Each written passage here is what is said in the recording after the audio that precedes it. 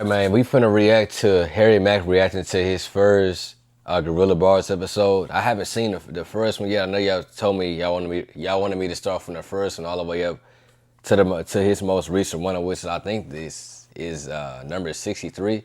I think I just recently reacted to, but I just thought it'd be dope to watch his reaction and go all the way back to where he started from though. So y'all make sure y'all sub our road to 7K subscribers. Y'all so love, man, and subscribe, like Let's get into it, man.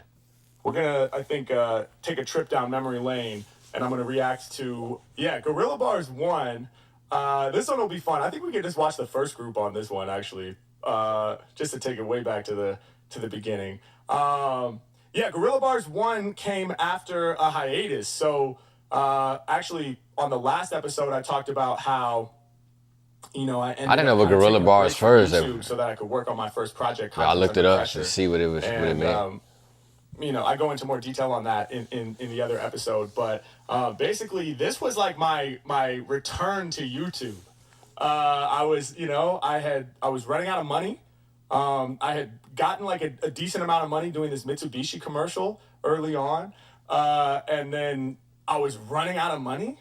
And I was like, dude, I might have to get a job, I was gonna like go get an application for Trader Joe's.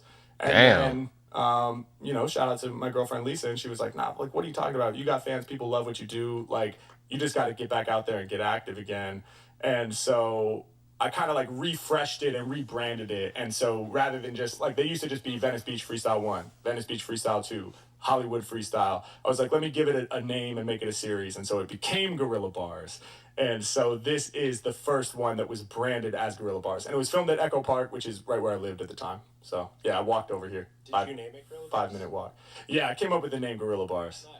Yeah, like, and it's gorilla at not like the animal, right? But like guerrilla warfare, or well, I guess a better comparison would be like guerrilla comedy or guerrilla theater. Okay, like, I didn't know what Guerrilla Bars meant first. We don't need a venue. We're just out there doing it.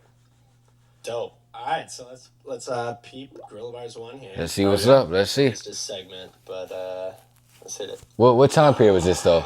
Like, how long has he been doing YouTube? Yo, Harry Mack, I'm the one they all wanna be. Freshest MC, I'm flowing, I'ma grow like a tree.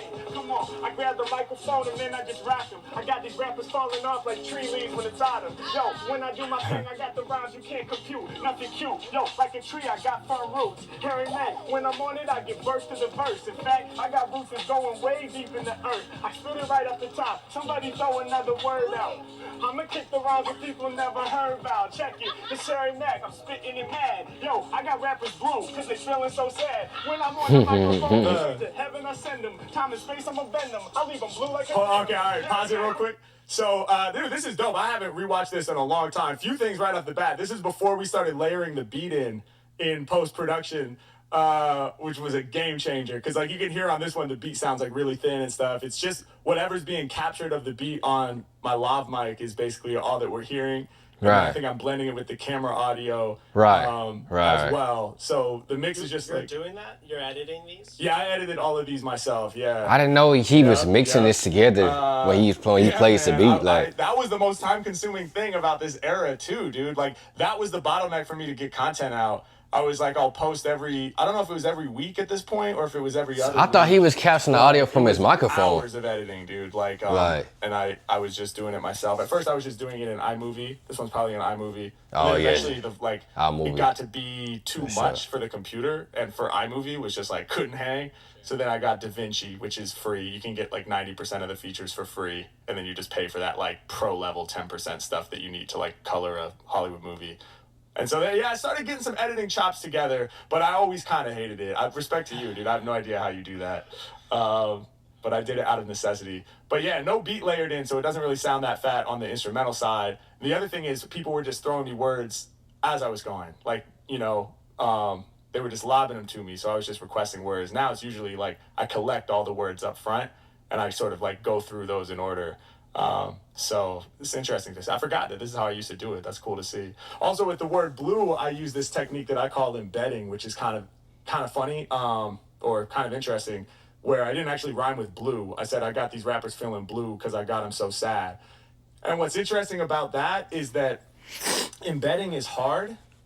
In some ways, it's harder than just rhyming the word because you have to free associate once first.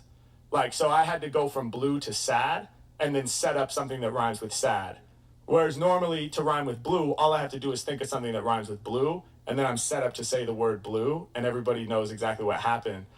But in this case, like, you make that one leap first. Like, I thought blue, then I thought sad, then I said something that rhymes with that.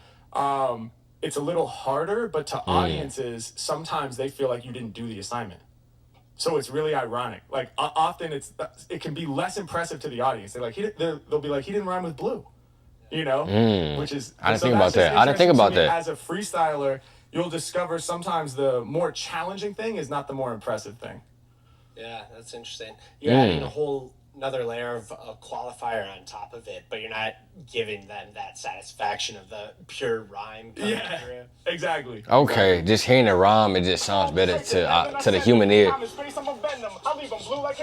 think about that. So dope. In fact, I turn them blue like your speaker. Harry Mack, I'll be off the topic, not even catching. Got a passion. Both of us are now matching. Come on, Harry Mack, never ever spit any bland. The same speaker from a different brand. Where's the next word? I thought when you freestyle, the audio just picks it up from your microphone. How do you mix that together? Alright, pause it right there. First of all, shout out to these three young women because they are just so their energy is so infectious. I can't help but smile based off their reactions. And when I was calling out the speaker and stuff, she was just so. It was just great, dude. The smiles are amazing. That's what this content is all about, man. But yeah, that's a funny moment with Cupcake because I said, what was the word? And then I get the word and then I use it first. So it's the opposite of setup punchline. Like I call it free flowing. I think other people call it that too. That's one of the words for it, where you start with the word and then you just free associate to another rhyming word. And then, so it ends up being a bit more random often. So that's why I say I just rip the mic for fuck's sake. It makes sense, but it feels more random because I started with Cupcake and then I just went to something that rhymes with it. Okay, fuck's sake. I just ripped the mic for fuck's sake. So it's interesting. There's two directions you can go. You can either start with a rhyming word and then hit the target, right? And end with Cupcake. That's set up punchline. Or you can start with the target word, just say Cupcake, and then rhyme with it. And the only risk there is if you can't think of anything that rhymes with it. So, yeah. Dude, I like when people throw you words mid-free. Yeah. I have to get back to that. That is hard though. Yeah. It is dope. The only challenge there is I usually have to say what? I usually don't hear it the first time, and then I have to be like, what'd you say? But but it is cool. It creates a cool energy. Yeah, it's dope. No, for sure. You know they can't waste me. My flow is tasty, kinda like the cupcake pastry. Harry Mack, man, you know that I rocks. They couldn't get just one cupcake, they needed the box. Yeah, I understand it, I'm addicted as well. They go nuts, I like cupcakes, but I'm more addicted to the donuts. Harry Mack, I'm coming, I've been raw from the start. I rep for the art, and like your earring shape, I got heart. Come on, it goes down when I'm flexing strong. The shape of a shade is like a hexagon. Harry Mack, I get busy, yo. I tried to rip. Yo, she got the braids nice, cause she dyed the tips. I really do what I do whenever I'm killing, making a million. Harry Mack, I'm up at the top and spitting the lyrics that people feeling. Yeah, and thank y'all for giving it a chance. Harry Mack, I kick the lyrics that are way too advanced. Just like that, y'all. Thank you guys. Period. All right, hell yeah. That's dope, man. Man, shout out to those girls again. That was they had such a good energy. Great first clip for the newly rebranded Guerrilla Bars series, man. That's crazy. It's cool to go back down. Yeah, Guerrilla Bars is really my favorite though. Too, is it's interesting how the mind will be primed to notice certain things. Like, I like how I he noticed raps the in shape public. of the earrings was a heart, and then the very next line was about the shades being a hexagon. And I feel like there's these different like categories of observation that sometimes open up to me mid freestyle. Like for that little section of the freestyle, I was thinking in terms of shape. So it was like shapes stand out to me, like the heart shape and then the hexagon. And like in other freestyles in the past, I've noticed that will happen. Like suddenly the world of color becomes obvious to me, and I'm just referencing different colors that I'm seeing, or like brand names, and then I'm talking about the Nike and the Puma and the Levi. And so it's interesting how you sort of can like go into a certain observational mode, and those things kind of stand out to you and inspire the bars. Guys, it's officially time to do that full. That's dope, man. I like this one, I Okay, so that was his first one. Like I said, I like Guerrilla Bars versus. Basically, I just like him, you know, freestyling in person and interacting with people and everything versus what is that thing called Omega, whatever he uses online. But I am intrigued by how he said he uses, like he mixes the beat in, like with him playing it from the speaker. Because I always thought that he was picking up the audio from his microphone when he would play the music outside from the speaker. So that's I'm kind of interested in seeing what's the process of him doing the mixing though. But I'm pretty sure he's paying somebody not to do most of these edits for his vids, so I could imagine. But let's get off into the next vid, bro.